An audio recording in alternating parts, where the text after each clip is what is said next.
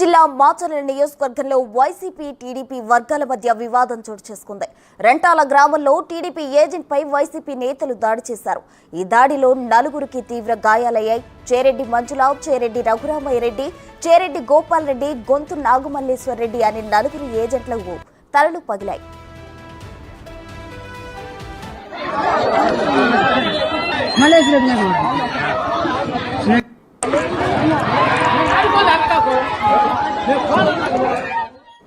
గుంటూరు జిల్లాలో YCP TDP వర్గాల మధ్య వివాదం చోటు చేసుకుంది. దీనికి సంబంధించి పూర్తి అప్డేట్స్ మా ప్రతినిధి సాయి శంకర్ అందిస్తారు. సాయి శంకర్, చెప్పండి. అయితే ఈ నేపథ్యంలో టీడీపీ వర్గానికి సంబంధించిన నలుగురికి తలలు పగిలినట్లు తెలుస్తుంది. అయితే ప్రస్తుతం వారి పరిస్థితి ఎలా ఉంది, అక్కడ సిచ్యువేషన్ ఎలా ఉంది?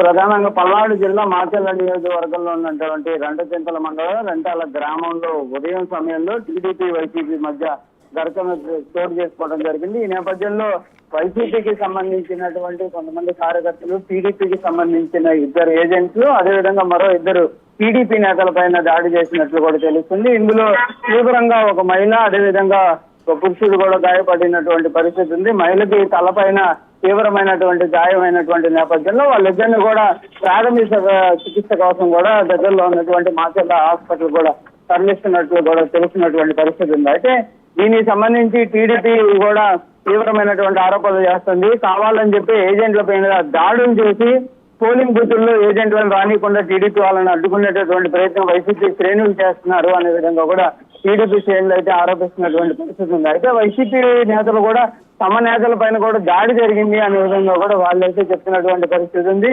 ఉదయం సమయం నుంచి కూడా ఇటు రెంటచింతల అనే కాదు, దాచేపల్లికి సంబంధించినటువంటి మరో గ్రామంలో కూడా ఘర్షణ వాతావరణం చోటు చేసుకోవడంతో అక్కడ పోలీసులు వెంటనే వాళ్ళని పంపించే ప్రయత్నం చేశారు. అక్కడ ఘర్షణ అయితే ముగిసినటువంటి పరిస్థితి ఉంది. కాకపోతే రెంటాల మండలంలో మాత్రం దాడి అయితే జరిగినటువంటి పరిస్థితి అయితే కనిపిస్తుంది. ఇప్పుడు గాయపడిన వాళ్ళని అయితే ప్రథమ చికిత్స కోసం పంపిస్తున్నారు.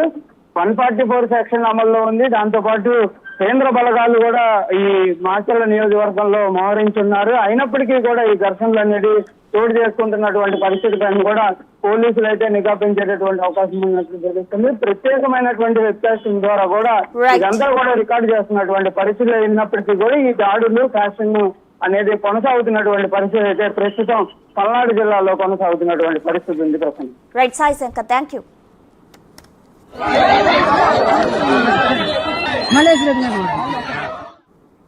ఇవి బులెటిన్